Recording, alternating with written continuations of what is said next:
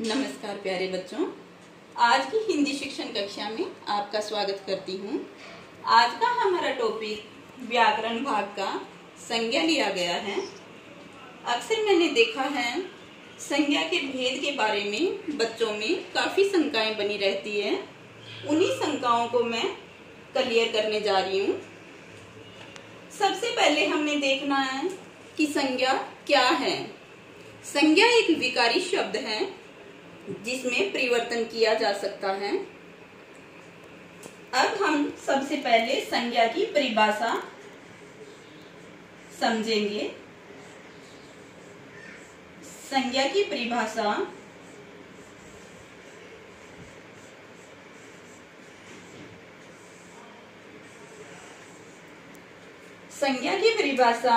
किसी व्यक्ति,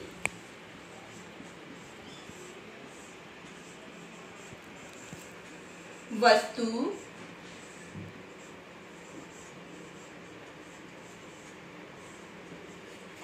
स्थान, प्राणी,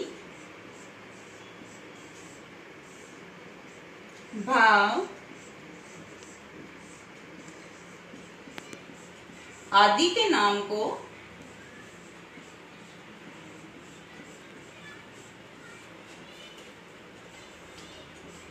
संज्ञा कहा जाता है।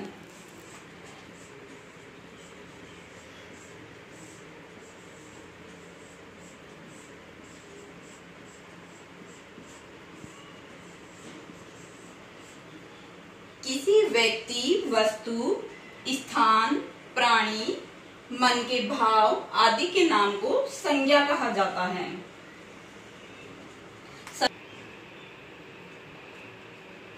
सबसे पहले हम देखेंगे जैसे व्यक्तियों के नाम।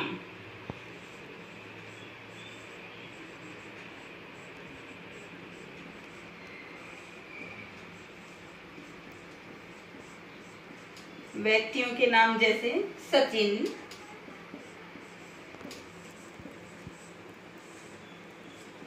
श्री, जवाहरलाल,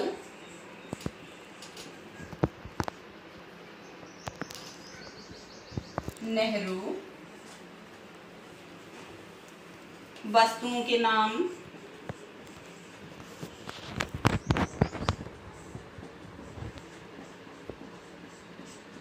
जैसे मेज, पंखा,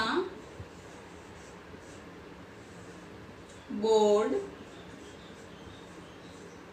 आदि। अब प्राणियों के नाम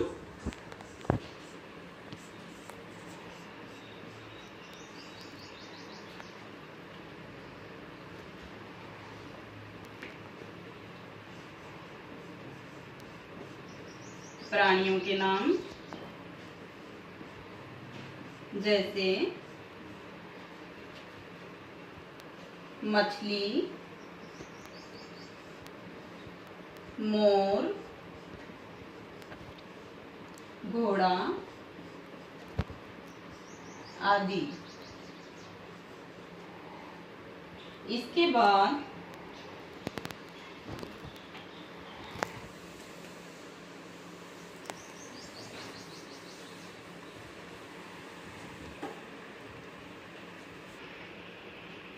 स्थानों के नाम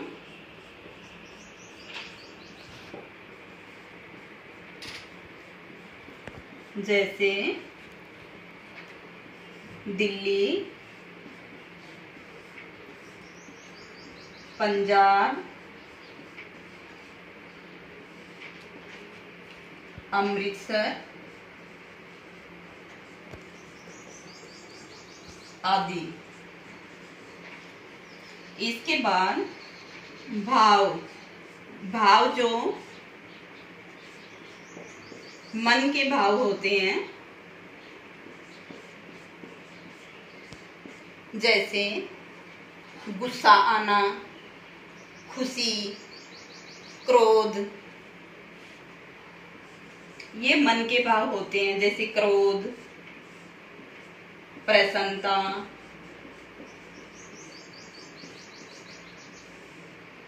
ये जो है ये मन के भाव हैं। ये मैंने आपको सभी के नाम बता दिए, जैसे किसी व्यक्ति, वस्तु, स्थान, भाव, प्राणी आदि के नाम जो मैंने आपको समझाए हैं, ये सभी उनके अंतर्गत आते हैं। इसके बाद हम संज्ञा के भेद के बारे में जानेंगे। संज्ञा के भेद। संज्ञा 3 प्रकार की होती है। संज्ञा के भेद 3 प्रकार के होते हैं।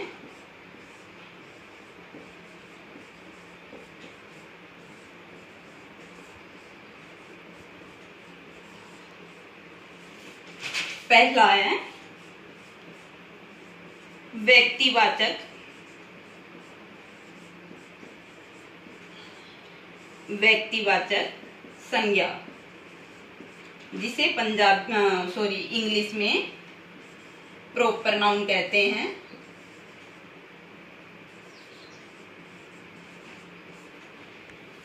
दूसरा भेद संज्ञा का जातिवाचक। जातिवाचक संज्ञा,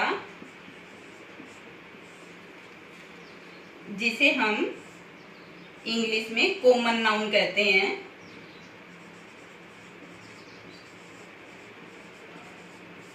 तीसरा हमारा संज्ञा का भेद है भाववाचक संज्ञा।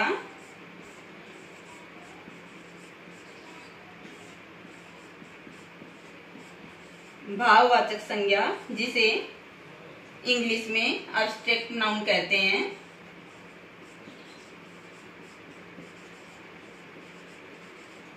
मुख्यतः संज्ञा 3 प्रकार की होती है।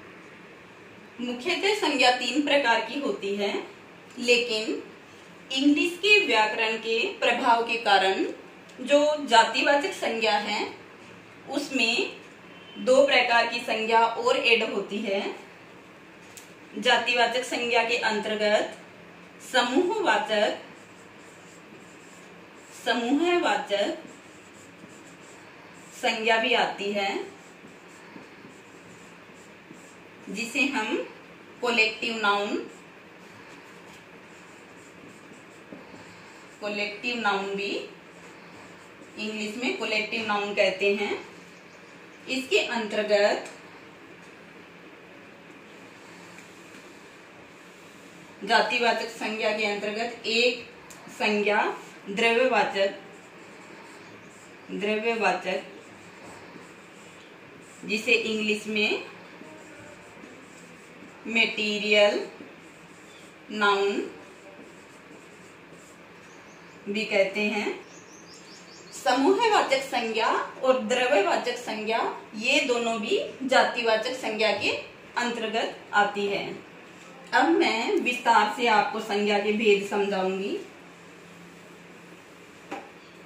सबसे पहले व्यक्तिवाचक संज्ञा।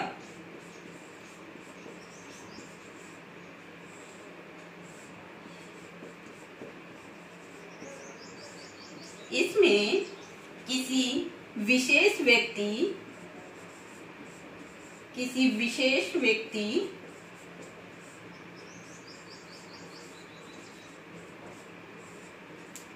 विशेष स्थान,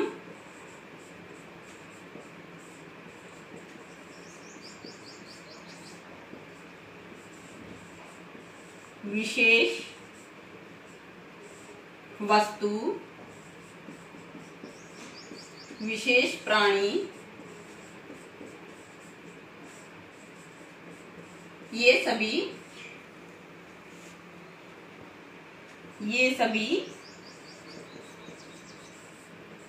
व्यक्तिवाचक संज्ञा के अंतर्गत आते हैं।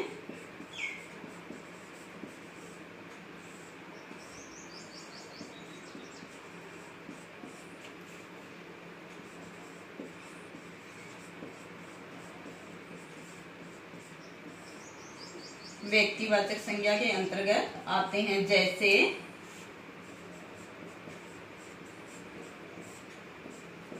दिल्ली,